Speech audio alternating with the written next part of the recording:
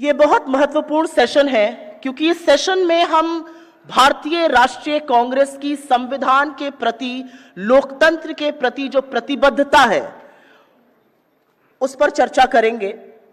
The Indian National Congress, founded in 1885, has played a pivotal role in shaping democratic India through its enduring commitment to constitutional values, to secularism and to inclusive governance.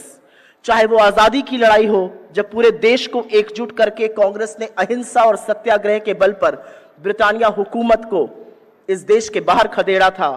हमारे आजादी के महानायक महात्मा गांधी, पंडित नेहरू, सरदार पटेल जैसे लोगों ने समता, समानता, समरसता, धर्मनिरपेक्षता और समाजवाद की नींव पर हमारे लोकतंत्र की बुलंद इमारत को गढ़ा था।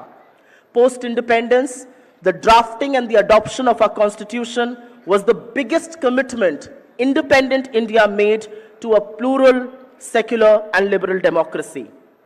In fact, 200 years after the British colonial rule, Pandit Nehru and the Congress government focused on building key democratic institutions like an independent judiciary, parliamentary system and the election commission to ensure free and fair elections in India.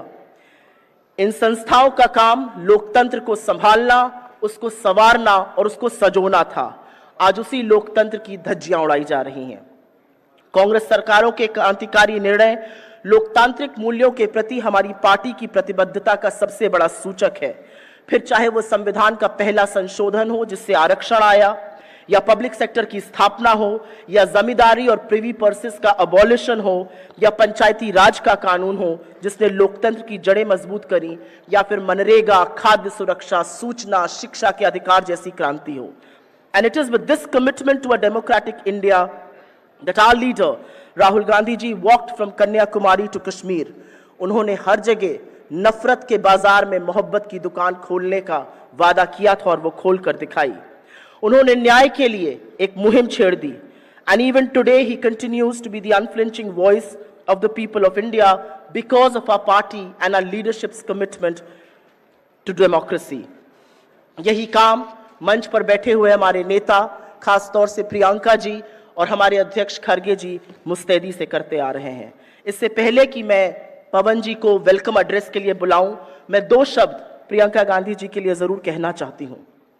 वो साहस और सहृदयता का एक ऐसा अनूठा व्यक्तित्व है जो लड़ती जबरदस्त है और उससे भी ज्यादा उन्मुक्तता से हंसती हैं।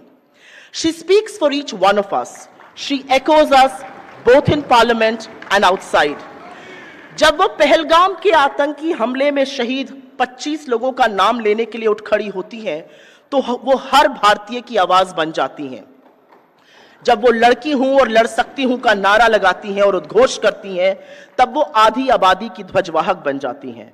I can't thank her enough that right from the beginning and for a very long time she was the lone but the most consistent and effective voice against the cruelty being meted out to innocent little children in Gaza.